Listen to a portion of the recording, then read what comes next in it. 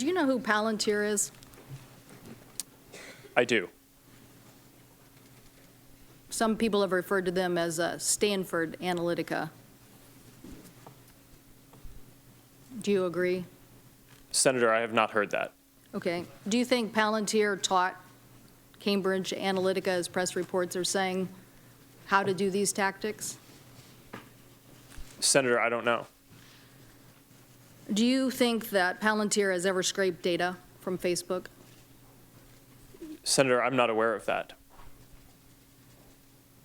Okay. Do you think that during the 2016 campaign, as Cambridge Analytica was providing support to the Trump campaign under Project Alamo, were there any Facebook people involved in that sharing of technique and information? Senator, we provided support to the Trump campaign similar to what we provide to any advertiser or campaign who asks for it. So that was a yes. Is that a yes? Senator, can you repeat the specific question? I just want to make sure I get specifically what you're asking. During the 2016 campaign, Cambridge Analytica worked with the Trump campaign to refine tactics, and were Facebook employees involved in that? Senator, I don't know that our employees were involved with Cambridge Analytica, although I know that we did help out the Trump campaign overall in sales support in the same way that we do with other campaigns. So they may have been involved in all working together during that time period. Maybe that's something your investigation will find out. Senator, I can certainly have my team get back to you on any specifics there that I don't know sitting here today. Have you heard of total information awareness? Do you know what I'm talking about? No, I do not. Okay. Total information awareness was 2003. John Ashcroft and others trying to do similar things to what I think is behind all of this. Geopolitical forces trying to get data and information to influence a process. So when I look at Palantir and what they're doing, and I look at WhatsApp, which is another acquisition, and I look at where you are from the 2011 consent decree and where you are today, I'm thinking, is this guy outfoxing the foxes, or is he going along with what is a major trend in an information age to try to harvest information for political forces?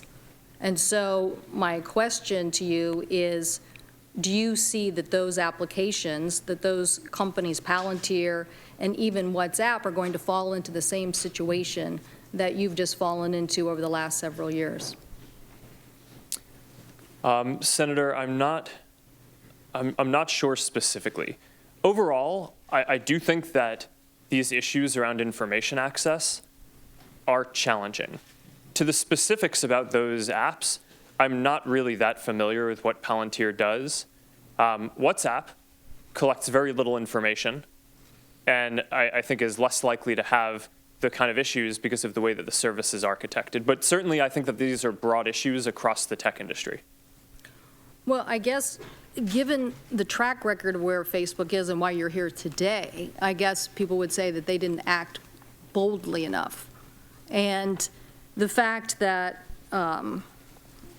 people like John Bolton basically was an investor in New York Times article earlier, I guess it was actually last month, that the Bolton PAC was obsessed with how America was becoming limp-wristed and spineless and had wanted research and messaging for national security issues.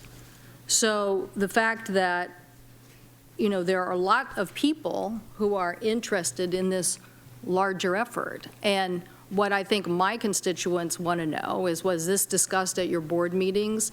And what are the applications and interests that are being discussed without putting real teeth into this? We don't want to come back to this situation again.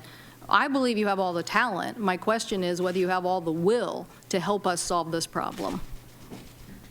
Yes, Senator. So data privacy and foreign interference in elections are certainly topics that we have discussed at the board meeting. These are some of the biggest issues that the company has faced, and we feel a huge responsibility to get these right.